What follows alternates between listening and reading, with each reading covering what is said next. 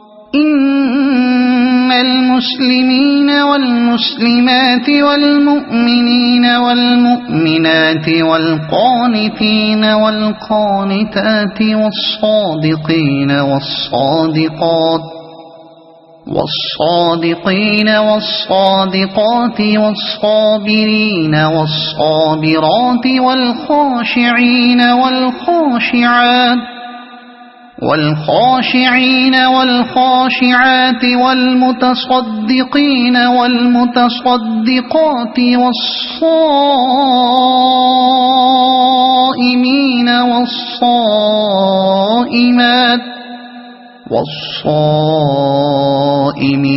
والصائمات والحافظين فروجهم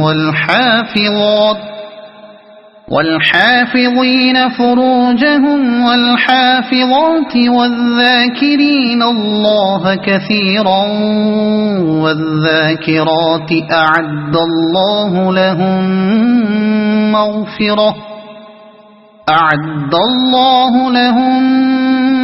مغفرة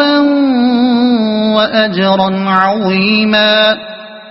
بالیقین جو مرد اور جو عورتیں مسلم ہیں، مومن ہیں، مطیع فرمان ہیں، راست باز ہیں، صابر ہیں، اللہ کے آگے جھکنے والے ہیں، صدقہ دینے والے ہیں، روزہ رکھنے والے ہیں، اپنی شرمگاہوں کی حفاظت کرنے والے ہیں اور اللہ کو کثرت سے یاد کرنے والے ہیں، اللہ نے ان کے لیے مغفرت اور بڑا اجر مہیا کر رکھا ہے۔ بالیقین۔ پچھلے پیراگراف کے بعد متصلاً یہ مضمون ارشاد فرما کر ایک لطیف اشارہ ثمر کی طرف کر دیا گیا ہے کہ اوپر ازواج مطہرات کو جو ہدایات دی گئی ہیں وہ ان کے لیے خاص نہیں ہیں، بلکہ مسلم معاشرے کو بالعموم اپنے کردار کی اصلاح انہی ہدایات کے مطابق کرنی چاہیے۔ مسلم ہیں یعنی جنہوں نے اسلام کو اپنے لیے ضابطۂ حیات کی حیثیت سے قبول کر لیا ہے اور یہ طے کر لیا ہے کہ اب وہ اسی کی پیروی میں زندگی بسر کریں گے۔ دوسرے الفاظ میں جن کے اندر اسلام کے دیے ہوئے طریقہ فکر اور طرز زندگی کے خلاف کسی قسم کی مزاحمت باقی نہیں رہی ہے، بلکہ وہ اس کی اطاعت اور اتباع کی راہ اختیار کر چکے ہیں۔ مومن ہیں یعنی جن کی یہ اطاعت محض ظاہری نہیں ہے، بادل ناخواستہ نہیں ہے، بلکہ دل سے وہ اسلام ہی کی رہنمائی کو حق مانتے ہیں، ان کا ایمان یہی ہے کہ فکر و عمل کا جو راستہ قرآن اور محمد صلی اللہ علیہ وسلم نے دکھایا ہے وہی سیدھا اور صحیح راستہ ہے، اور اسی کی پیروی میں ہماری فلاح ہے۔ جس چیز کو اللہ اور اس کے رسول نے غلط کہہ دیا ہے ان کی اپنی رائے بھی یہی ہے کہ وہ یقیناً غلط ہے، اور جسے اللہ اور اس کے رسول نے حق کہہ دیا ہے ان کا اپنا دل و دماغ بھی اسے برحق یقین کرتا ہے۔ ان کے نفس اور ذہن کی حالت یہ نہیں ہے کہ قرآن اور سنت سے جو حکم ثابت ہو اسے وہ نامناسب سمجھتے ہوں، اور اس فکر میں غلطاں پیچا رہیں کہ کسی طرح اسے بدل کر اپنی رائے کے مطابق یا دنیا کے چلتے ہوئے طریقوں کے مطابق ڈھال بھی دیا جائے، اور یہ الزام بھی اپنے سر نہ لیا جائے کہ ہم نے حکم خدا اور رسول میں ترمیم کر ڈالی ہے۔ حدیث میں نبی صلی اللہ علیہ وسلم ایمان کی صحیح کیفیت کو یوں بیان فرماتے ہیں: ذاق طعم الایمان من رضی باللہ ربا وبالاسلام دینا وبمحمد رسولا۔ مسلم کی روایت ہے، یعنی ایمان کا لذت شناس ہو گیا وہ شخص جو راضی ہوا اس بات پر کہ اللہ ہی اس کا رب ہو اور اسلام ہی اس کا دین ہو اور محمد صلی اللہ علیہ وسلم ہی اس کے رسول ہوں۔ اور ایک دوسری حدیث میں آپ اس کی یوں تشریح کرتے ہیں: لا یؤمن احدکم حتی یکون ہواء طبعا لما جئت بہ، شرح سنہ، یعنی تم میں کوئی شخص مومن نہیں ہو سکتا جب تک کہ اس کی خواہش نفس اس چیز کے تابع نہ ہو جائے جسے میں لایا ہوں۔ مطیع فرمان ہیں یعنی وہ محض مان کر رہ جانے والے بھی نہیں ہیں بلکہ عملاً اطاعت کرنے والے ہیں۔ ان کی یہ حالت نہیں ہے کہ ایمانداری کے ساتھ حق تو اس چیز کو مانیں جس کا اللہ اور اس کے رسول نے حکم دیا ہے، مگر اولاً اس کی خلاف ورزی کریں، اور اپنی مخلصانہ رائے میں تو ان سب کاموں کو برا ہی سمجھتے رہیں جنہیں اللہ اور اس کے رسول نے منع کیا ہے، مگر اپنی عملی زندگی میں ارتکاب انہی کا کرتے چلے جائیں۔ راست باز ہیں یعنی اپنی گفتار میں بھی سچے ہیں اور اپنے معاملات میں بھی کھرے ہیں۔ جھوٹ، فریب، بدنیتی، دغابازی اور چھل بٹے ان کی زندگی میں نہیں پائے جاتے۔ ان کی زبان وہی بولتی ہے جسے ان کا ضمیر صحیح جانتا ہے، وہ کام وہی کرتے ہیں جو ایمانداری کے ساتھ ان کے نزدیک راستی اور صداقت کے مطابق ہوتا ہے، اور جس سے بھی وہ کوئی معاملہ کرتے ہیں دیانت کے ساتھ کرتے ہیں۔ صابر ہیں یعنی خدا اور رسول کے بتائے ہوئے سیدھے راستے پر چلنے اور خدا کے دین کو قائم کرنے میں جو مشکلات بھی پیش آئیں، جو خطرات بھی درپیش ہوں، جو تکلیفیں بھی اٹھانی پڑیں اور جن نقصانات سے بھی دوچار ہونا پڑے، ان کا پوری ثابت قدمی کے ساتھ مقابلہ کرتے ہیں۔ کوئی خوف، کوئی لالچ اور خواہشات نفس کا کوئی تقاضا ان کو سیدھی راہ سے ہٹا دینے میں کامیاب نہیں ہوتا۔ اللہ کے آگے جھکنے والے ہیں، یعنی وہ تکبر اور استکبار اور غرور نفس سے خالی ہیں۔ وہ اس حقیقت کا پورا شعور و احساس رکھتے ہیں کہ ہم بندے ہیں اور بندگی سے بالاتر ہماری کوئی حیثیت نہیں ہے، اس لیے ان کے دل اور جسم دونوں ہی اللہ کے آگے جھکے رہتے ہیں۔ ان پر خدا کا خوف غالب رہتا ہے، ان سے کبھی وہ رویہ ظاہر نہیں ہوتا جو اپنی بڑائی کے گھمنڈ میں مبتلا اور خدا سے بے خوف لوگوں سے ظاہر ہوا کرتا ہے۔ ترتیب کلام کو ملحوظ رکھا جائے تو معلوم ہوتا ہے کہ یہاں اس عام خدا ترسانہ رویے کے ساتھ خاص طور پر خشوع سے مراد نماز ہے، کیونکہ اس کے بعد ہی صدقے اور روزے کا ذکر کیا گیا ہے۔ صدقہ دینے والے ہیں، اس سے مراد صرف فرض زکوٰۃ ادا کرنا ہی نہیں ہے بلکہ عام خیرات بھی اس میں شامل ہے۔ مراد یہ ہے کہ وہ اللہ کی راہ میں کھلے دل سے اپنے مال صرف کرتے ہیں، اللہ کے بندوں کی مدد کرنے میں اپنی حد استطاعت تک وہ کوئی دریغ نہیں کرتے۔ کوئی یتیم، کوئی بیمار، کوئی مصیبت زدہ، کوئی ضعیف و معذور، کوئی غریب و محتاج آدمی ان کی بستیوں میں دستگیری سے محروم نہیں رہتا، اور اللہ کے دین کو سربلند کرنے کے لیے ضرورت پیش آ جائے تو اس پر اپنے مال لٹا دینے میں وہ کبھی بخل سے کام نہیں لیتے۔ روزہ رکھنے والے ہیں، اس میں فرض اور نفل دونوں قسم کے روزے شامل ہیں۔ شرمگاہوں کی حفاظت کرنے والے ہیں، اس میں دو مفہوم شامل ہیں، ایک یہ کہ وہ زنا سے پرہیز کرتے ہیں، دوسرے یہ کہ وہ برہنگی اور عریانی سے اجتناب کرتے ہیں۔ اس کے ساتھ یہ بھی سمجھ لینا چاہیے کہ برہنگی و عریانی صرف اسی چیز کا نام نہیں ہے کہ آدمی لباس کے بغیر بالکل ننگا ہو جائے، بلکہ ایسا لباس پہننا بھی برہنگی ہی ہے جو اتنا رقیق ہو کہ جسم اس میں سے جھلکتا ہو، یا اتنا چست ہو کہ جسم کی ساخت اور اس کے نشیب و فراز سب اس میں سے نمایاں نظر آتے ہوں۔ اللہ کو کثرت سے یاد کرنے والے ہیں، اللہ کو کثرت سے یاد کرنے کا مطلب یہ ہے کہ آدمی کی زبان پر ہر وقت زندگی کے ہر معاملے میں کسی نہ کسی طرح خدا کا نام آتا رہے۔ یہ کیفیت آدمی پر اس وقت تک طاری نہیں ہوتی جب تک اس کے دل میں خدا کا خیال بس کر نہ رہ گیا ہو۔ انسان کے شعور سے گزر کر اس کے تحت الشعور اور لاشعور تک میں جب یہ خیال گہرا اتر جاتا ہے تبھی اس کا یہ حال ہوتا ہے کہ جو کام اور جو بات بھی وہ کرے گا اس میں خدا کا نام ضرور آئے گا۔ کھائے گا تو بسم اللہ کہہ کر کھائے گا، فارغ ہوگا تو الحمدللہ کہے گا، سوئے گا تو اللہ کو یاد کر کے، اور اٹھے گا تو اللہ ہی کا نام لیتے ہوئے۔ بات چیت میں بار بار اس کی زبان سے بسم اللہ، الحمدللہ، انشاءاللہ، ماشاء اللہ اور اسی طرح کے دوسرے کلمات نکلتے رہیں گے۔ اپنے ہر معاملے میں اللہ سے مدد مانگے گا، ہر نعمت ملنے پر اس کا شکر ادا کرے گا، ہر آفت آنے پر اس کی رحمت کا طلبگار ہوگا، ہر مشکل میں اس سے رجوع کرے گا، ہر برائی کا موقع سامنے آنے پر اس سے ڈرے گا، ہر قصور سرزد ہو جانے پر اس سے معافی چاہے گا، ہر حاجت پیش آنے پر اس سے دعا مانگے گا۔ غرض اٹھتے بیٹھتے اور دنیا کے سارے کام کاج کرتے ہوئے اس کا وظیفہ خدا ہی کا ذکر ہوگا۔ یہ چیز در حقیقت اسلامی زندگی کی جان ہے۔ دوسری جتنی بھی عبادات ہیں ان کے لیے بہرحال کوئی وقت ہوتا ہے جب وہ ادا کی جاتی ہیں، اور انہیں ادا کر چکنے کے بعد آدمی فارغ ہو جاتا ہے، لیکن یہ وہ عبادت ہے جو ہر وقت جاری رہتی ہے، اور یہی انسان کی زندگی کا مستقل رشتہ اللہ اور اس کی بندگی کے ساتھ جوڑے رکھتی ہے۔ خود عبادات اور تمام دینی کاموں میں بھی جان اسی چیز سے پڑتی ہے کہ آدمی کا دل محض ان خاص اعمال کے وقت ہی نہیں بلکہ ہمہ وقت خدا کی طرف راغب اور اس کی زبان دائماً اس کے ذکر سے تر رہے۔ یہ حالت انسان کی ہو تو اس کی زندگی میں عبادات اور دینی کام ٹھیک اسی طرح پروان چڑھتے اور نشو و نما پاتے ہیں جس طرح ایک پودا ٹھیک اپنے مزاج کے مطابق آب و ہوا میں لگا ہوا ہو۔ اس کے برعکس جو زندگی اس دائمی ذکر خدا سے خالی ہو اس میں محض مخصوص اوقات میں یا مخصوص مواقع پر ادا کی جانے والی عبادات اور دینی خدمات کی مثال اس پودے کی سی ہے جو اپنے مزاج سے مختلف آب و ہوا میں لگایا گیا ہو اور محض باغبان کی خاص خبرگیری کی وجہ سے پل رہا ہو۔ اسی بات کو نبی صلی اللہ علیہ وسلم ایک حدیث میں یوں واضح فرماتے ہیں۔ معاذ بن انس جوہنی روایت کرتے ہیں کہ ایک شخص نے رسول اللہ صلی اللہ علیہ وسلم سے پوچھا کہ یا رسول اللہ، جہاد کرنے والوں میں سب سے بڑھ کر اجر پانے والا کون ہے؟ فرمایا جو ان میں اللہ تعالیٰ کو سب سے زیادہ یاد کرنے والا ہے۔ اس نے عرض کیا روزہ رکھنے والوں میں سب سے زیادہ اجر کون پائے گا؟ فرمایا جو ان میں سب سے زیادہ اللہ کو یاد کرنے والا ہو۔ پھر اس شخص نے اسی طرح نماز، زکوٰۃ، حج اور صدقہ ادا کرنے والوں کے متعلق پوچھا اور حضور صلی اللہ علیہ وسلم نے ہر ایک کا یہی جواب دیا کہ جو اللہ کو سب سے زیادہ یاد کرنے والا ہو۔ مسند احمد۔ بڑا اجر مہیا کر رکھا ہے۔ اس آیت میں یہ بتا دیا گیا ہے کہ اللہ تعالیٰ کے ہاں اصل قدر و قیمت کن اوصاف کی ہے۔ یہ اسلام کی بنیادی قدریں یعنی بیسک ویلیوز ہیں جنہیں ایک فقرے کے اندر سمیٹ دیا گیا ہے۔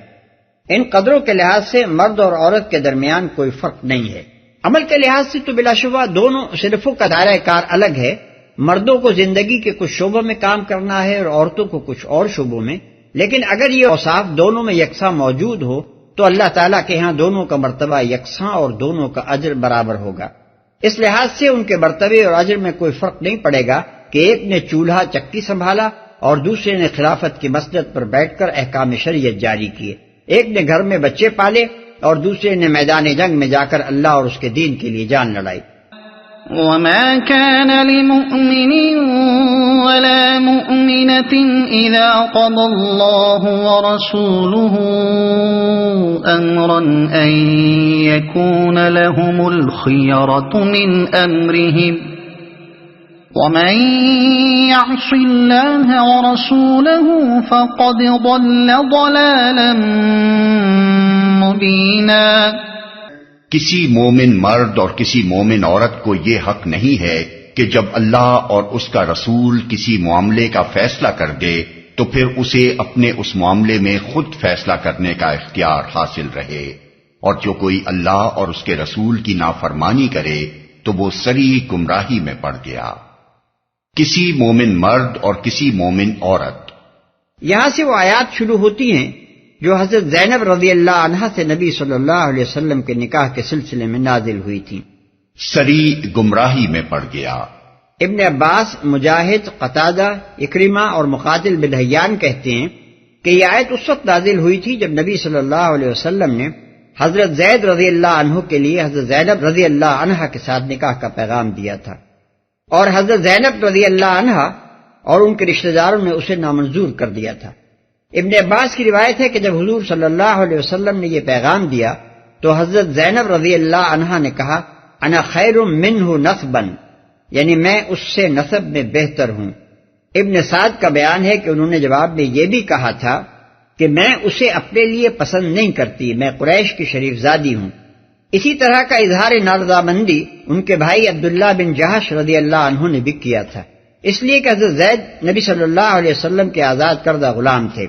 اور حضرت زینب رضی اللہ عنہا حضور صلی اللہ علیہ وسلم کی پھوپھی یعنی امیمہ بنت عبد المطلب کے صاحبزادی تھی۔ ان لوگوں کو یہ بات سخت ناگوار تھی کہ اتنے اونچے گھرانے کی لڑکی اور وہ بھی کوئی غیر نہیں بلکہ حضور صلی اللہ علیہ وسلم کی اپنی پھوپھی ذات بہن ہے، اور اس کا پیغام آپ اپنے آزاد کردہ غلام کے لیے دے رہے ہیں۔ اس پر یہ آیت نازل ہوئی اور اسے سنتے ہی حضرت زینب رضی اللہ عنہا اور ان کے سب خاندان والوں نے بلا تعمل سر اطاعت خم کر دیا۔ اس کے بعد نبی صلی اللہ علیہ وسلم نے ان کا نکاح پڑھایا۔ خود حضرت زید رضی اللہ عنہ کی طرف سے 10 دینار اور 60 درہم مہر ادا کیا، چڑھاوے کے کپڑے دیے اور کچھ سامان خوراک گھر کے خرچ کے لیے بھجوا دیا۔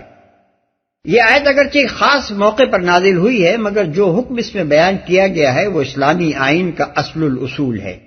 اور اس کا اطلاق پورے اسلامی نظام زندگی پر ہوتا ہے۔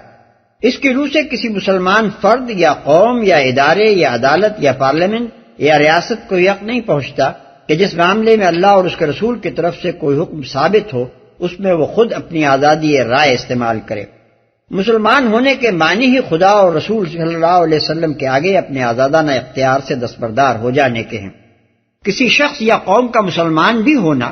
اور اپنے لیے اس اختیار کو محفوظ بھی رکھنا دونوں ایک دوسرے کی نفی کرتے ہیں۔ کوئی ذی عقل انسان ان دونوں رویوں کو جمع کرنے کا تصور نہیں کر سکتا۔ جسے مسلمان رہنا ہو اس کو لازماً خدا اور رسول کے آگے جھک جانا ہوگا، اور جسے نہ جھکنا ہو اس کو سیدھی طرح ماننا پڑے گا کہ وہ مسلمان نہیں ہے۔ نہ مانے گا تو چاہے اپنے مسلمان ہونے کا وہ کتنا ہی ڈھول پیٹے، خدا اور خلق دونوں کی نگاہ میں وہ منافق ہی قرار پائے گا۔ وَإِذْ تَقُولُ لِلَّذِي أَنْعَمَ اللَّهُ عَلَيْهِ وَأَنْعَمْتَ عَلَيْهِ أَمْسِكْ عَلَيْكَ زَوْجَكَ وَاتَّقِ اللَّهَ وَتُخْفِي فِي نَفْسِكَ مَا اللَّهُ مُبْدِيهِ وَتَخْشَى النَّاسَ والله أحق أن تخشاه فلما قضى زيد منها وطرا زوجناكها لكي لا يكون على المؤمنين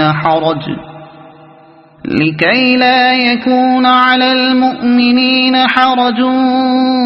في أزواج أدعيائهم إذا قضوا منهن وطرا وَكَانَ أَمْرُ اللَّهِ مَفْعُولًا۔ اے نبی، یاد کرو وہ موقع جب تم اس شخص سے کہہ رہے تھے جس پر اللہ نے اور تم نے احسان کیا تھا کہ اپنی بیوی کو نہ چھوڑ اور اللہ سے ڈر۔ اس وقت تم اپنے دل میں وہ بات چھپائے ہوئے تھے جسے اللہ کھولنا چاہتا تھا۔ تم لوگوں سے ڈر رہے تھے، حالانکہ اللہ اس کا زیادہ حقدار ہے کہ تم اس سے ڈرو۔ پھر جب زید اس سے اپنی حاجت پوری کر چکا تو ہم نے اس مطلقہ خاتون کا تم سے نکاح کر دیا تاکہ مومنوں پر اپنے منہ بولے بیٹوں کی بیویوں کے معاملے میں کوئی تنگی نہ رہے جبکہ وہ ان سے اپنی حاجت پوری کر چکے ہوں، اور اللہ کا حکم تو عمل میں آنا ہی چاہیے تھا۔ اے نبی، یہاں سے آیت 48 تک کا مضمون اس وقت نازل ہوا جب حضرت زینب رضی اللہ عنہا سے نبی صلی اللہ علیہ وسلم نکاح کر چکے تھے اور اس پر منافقین، یہود اور مشرکین نے آپ صلی اللہ علیہ وسلم کے خلاف پروپیگنڈے کا ایک طوفان عظیم برپا کر رکھا تھا۔ ان آیات کا مطالعہ کرتے وقت یہ بات ذہن میں رہنی چاہیے کہ اللہ تعالیٰ کے یہ ارشادات ان دشمنوں کی تفہیم کے لیے نہیں تھے جو قصداً حضور صلی اللہ علیہ وسلم کو بدنام کرنے اور اپنے دل کی جلن نکالنے کے لیے جھوٹ اور بہتان اور طعن و تشنیع کی مہم چلا رہے تھے، بلکہ اصل مقصود مسلمانوں کو ان کی اس مہم کے اثرات سے بچانا اور ان کے پھیلائے ہوئے شکوک و شبہات سے محفوظ کرنا تھا۔ ظاہر بات ہے کہ اللہ کا کلام منکرین کو مطمئن نہیں کر سکتا تھا، اس سے اگر اطمینان نصیب ہو سکتا تھا تو انہی لوگوں کو جو جانتے اور مانتے تھے کہ یہ اللہ کا کلام ہے۔ ان بندگان حق کے متعلق اس وقت یہ خطرہ پیدا ہو گیا تھا کہ دشمنوں کے اعتراضات کہیں ان کے دلوں میں بھی شک اور ان کے دماغوں میں بھی الجھن نہ پیدا کر دیں۔ اس لیے اللہ تعالیٰ نے ایک طرف تمام امکانی شبہات کا ازالہ فرمایا اور دوسری طرف مسلمانوں کو بھی اور خود نبی صلی اللہ علیہ وسلم کو بھی یہ بتایا کہ ان حالات میں ان کا رویہ کیا ہونا چاہیے۔ تم نے احسان کیا تھا، مراد ہیں حضرت زید رضی اللہ عنہ، جیسا کہ آگے بصراحت بیان فرما دیا گیا ہے۔ ان پر اللہ تعالیٰ کا احسان کیا تھا اور نبی صلی اللہ علیہ وسلم کا احسان کیا، اس کو سمجھنے کے لیے ضروری ہے کہ مختصراً یہاں ان کا قصہ بیان کر دیا جائے۔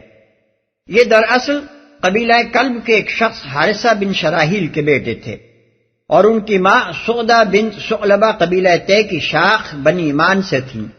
جب یہ 8 سال کے بچے تھے اس وقت ان کی ماں انہیں اپنے میکے لے کر گئیں۔ وہاں بنی قین بن جسر کے لوگوں نے ان کے پڑاؤ پر حملہ کیا اور لوٹ مار کے ساتھ جن آدمیوں کو وہ پکڑ لے گئے ان میں حضرت زید رضی اللہ عنہ بھی تھے۔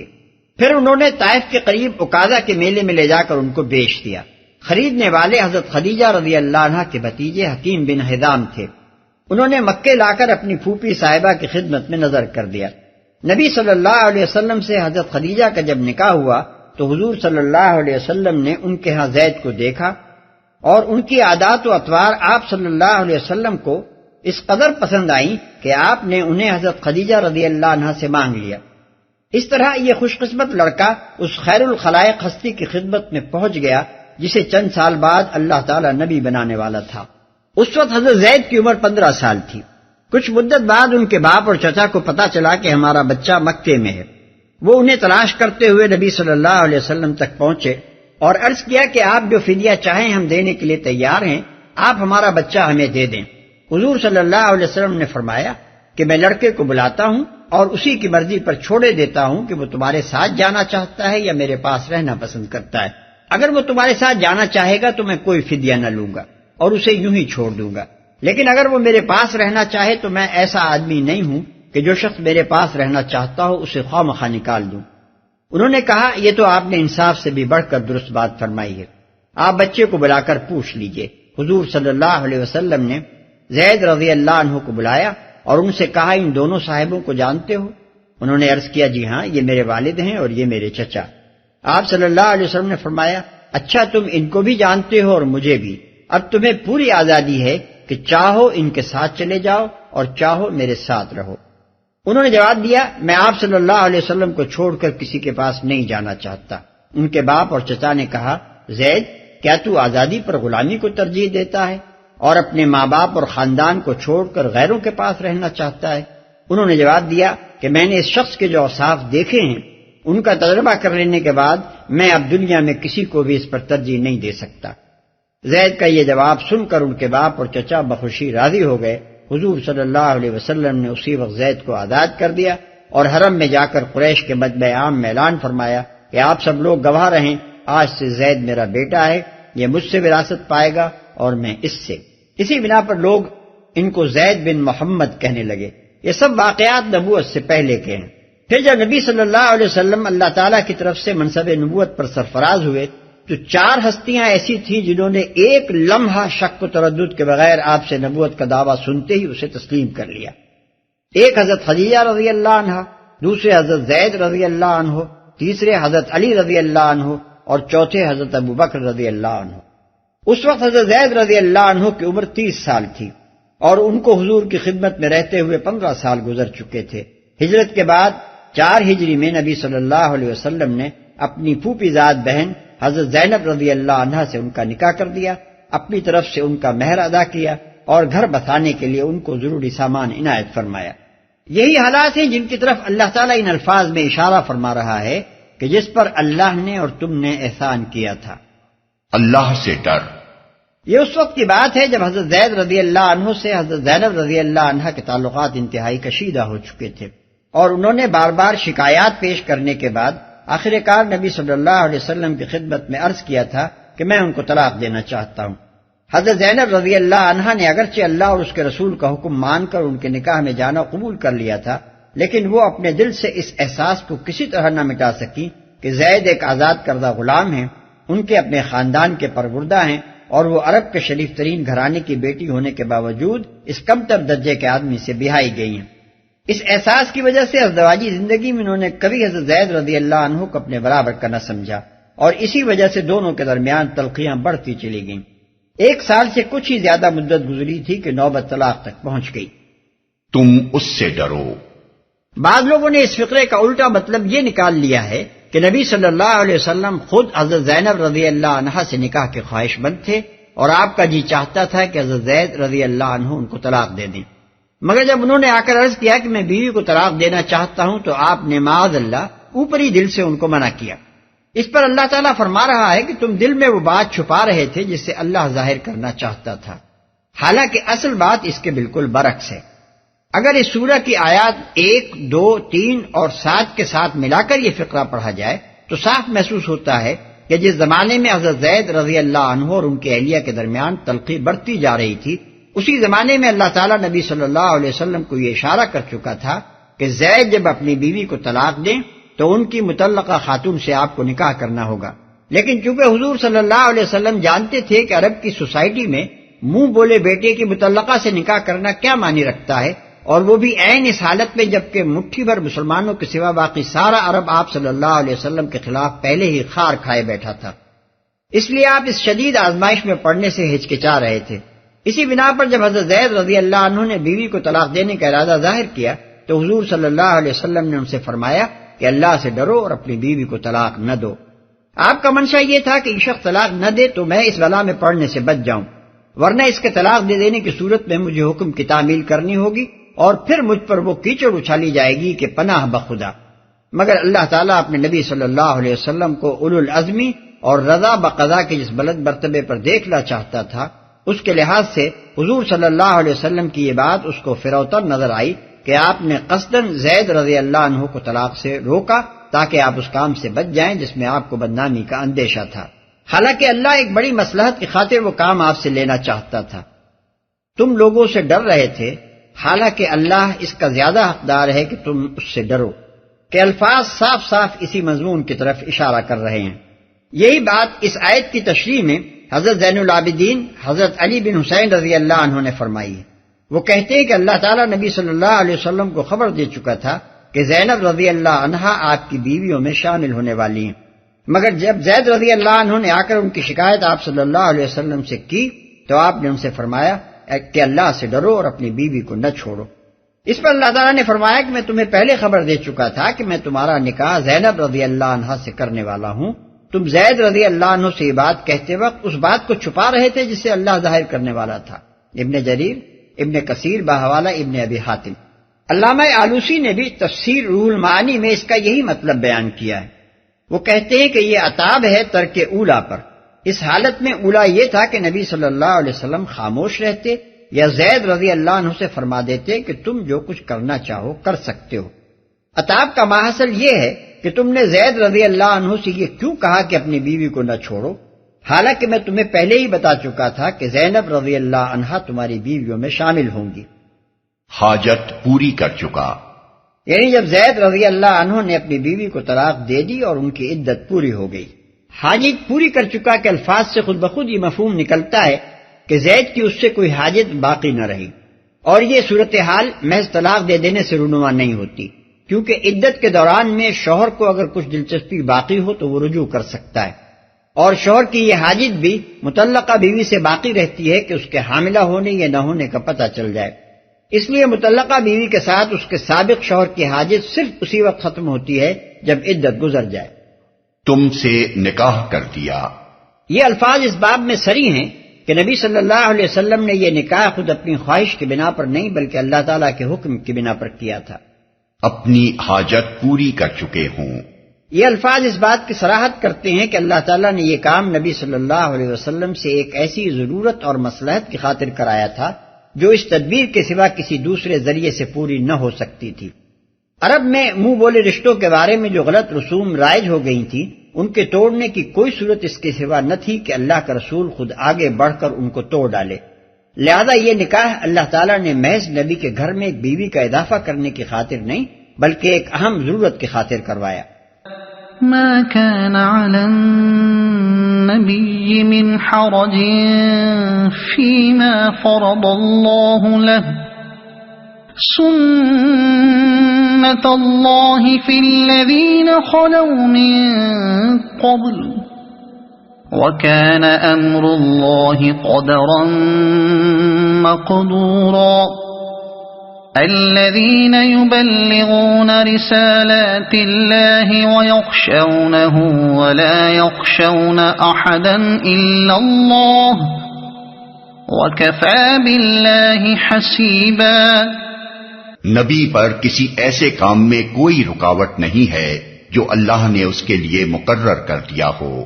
یہی اللہ کی سنت ان سب انبیاء کے معاملے میں رہی ہے جو پہلے گزر چکے ہیں، اور اللہ کا حکم ایک قطعی طے شدہ فیصلہ ہوتا ہے۔ یہ اللہ کی سنت ہے ان لوگوں کے لیے جو اللہ کے پیغامات پہنچاتے ہیں اور اسی سے ڈرتے ہیں اور ایک خدا کے سوا کسی سے نہیں ڈرتے، اور محاسبے کے لیے بس اللہ ہی کافی ہے، اس کے لیے مقرر کر دیا ہو۔ ان الفاظ سے یہ بات صاف ظاہر ہوتی ہے کہ دوسرے مسلمانوں کے لیے تو اس طرح کا نکاح محض مباح ہے، مگر نبی صلی اللہ علیہ وسلم کے لیے یہ ایک فرض تھا جو اللہ نے آپ پر عائد کیا تھا۔ طے شدہ فیصلہ ہوتا ہے، یعنی انبیاء کے لیے ہمیشہ سے یہ ضابطہ مقرر رہا ہے کہ اللہ کی طرف سے جو حکم بھی آئے اس پر عمل کرنا ان کے لیے قضائے مبرم ہے، جس سے کوئی بفر ان کے لیے نہیں ہے۔ جب اللہ تعالیٰ اپنے نبی پر کوئی کام فرض کر دے تو اسے وہ کام کر کے ہی رہنا ہوتا ہے، خواہ ساری دنیا اس کی مخالفت پر تل گئی ہو۔ اللہ ہی کافی ہے۔ اصل الفاظ ہیں کفا باللہ حسیبہ۔ اس کے دو معنی ہیں، ایک یہ کہ ہر خوف اور خطرے کے مقابلے میں اللہ کافی ہے، دوسرے یہ کہ حساب لینے کے لیے اللہ کافی ہے، اس کے سوا کسی اور کی باز پرس سے ڈرنے کی کوئی ضرورت نہیں۔ ما كان محمد أبا أحد من رجالكم ولكن رسول الله وخاتم النبيين وكان الله بكل شيء عليما۔ لوگو، محمد تمہارے مردوں میں سے کسی کے باپ نہیں ہیں مگر وہ اللہ کے رسول اور خاتم النبیین ہیں، اور اللہ ہر چیز کا علم رکھنے والا ہے۔ اس ایک فقرے میں ان تمام اعتراضات کی جڑ کاٹ دی گئی ہے جو مخالفین نبی صلی اللہ علیہ وسلم کے اس نکاح پر کر رہے تھے۔ ان کا اولین اعتراض یہ تھا کہ آپ صلی اللہ علیہ وسلم نے اپنی بہو سے نکاح کیا ہے، حالانکہ آپ صلی اللہ علیہ وسلم کی اپنی شریعت میں بھی بیٹے کی منکوحہ باپ پر حرام ہے۔ اس کے جواب میں فرمایا گیا کہ محمد تمہارے مردوں میں سے کسی کے باپ نہیں ہیں، یعنی جس شخص کی مطلقہ سے نکاح کیا گیا ہے وہ بیٹا تھا کب کہ اس کی مطلقہ سے نکاح حرام ہوتا؟ تم لوگ تو خود جانتے ہو کہ محمد صلی اللہ علیہ وسلم کا سرے سے کوئی بیٹا ہے ہی نہیں۔ ان کا دوسرا اعتراض یہ تھا کہ اچھا اگر منہ بولا بیٹا حقیقی بیٹا نہیں ہے تب بھی اس کی چھوڑی ہوئی عورت سے نکاح کر لینا زیادہ سے زیادہ بس جائز ہی ہو سکتا تھا، آخر اس کا کرنا کیا ضرور تھا؟ اس کے جواب میں فرمایا گیا مگر وہ اللہ کے رسول ہیں، یعنی رسول ہونے کی حیثیت سے ان پر یہ فرض عائد ہوتا تھا کہ جس حلال چیز کو تمہاری رسموں نے خواہ مخواہ حرام کر رکھا ہے اس کے بارے میں تمام تعصبات کا خاتمہ کر دیں اور اس کی حلت کے معاملے میں کسی شک و شبے کی گنجائش باقی نہ رہنے دیں۔ پھر مزید تاکید کے لیے فرمایا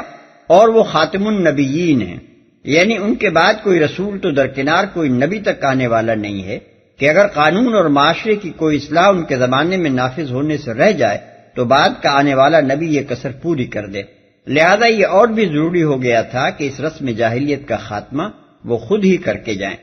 اس کے بعد مزید زور دیتے ہوئے فرمایا گیا کہ اللہ ہر چیز کا علم رکھنے والا ہے، یعنی اللہ کو معلوم ہے کہ اس وقت محمد صلی اللہ علیہ وسلم کے ہاتھوں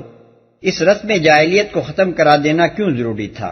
اور ایسا نہ کرنے میں کیا قباحت تھی۔ وہ جانتا ہے کہ اب اس کی طرف سے کوئی نبی آنے والا نہیں ہے، لہذا اگر اپنے آخری نبی کے ذریعے سے اس نے اس رسم کا خاتمہ اب نہ کرایا تو پھر کوئی دوسری ہستی دنیا میں ایسی نہ ہوگی جس کے توڑنے سے یہ تمام دنیا کے مسلمانوں میں ہمیشہ کے لیے ٹوٹ جائے۔ بعد کے مصلحین اگر اسے توڑیں گے بھی تو ان میں سے کسی کا فعل بھی اپنے پیچھے ایسا دائمی اور عالمگیر اقتدار نہ رکھے گا کہ ہر ملک اور ہر زمانے میں لوگ اس کا اتباع کرنے لگیں،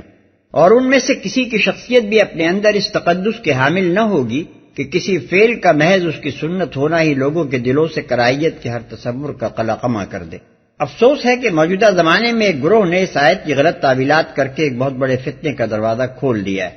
اس لیے ختم نبوت کے مسئلے کی پوری توضیح اور اس گروہ کی پھیلائی ہوئی غلط فہمیوں کی تردید کے لیے ہم نے اس سورہ کی تفسیر کے آخر میں ایک مفصل ضمیمہ شامل کر دیا ہے۔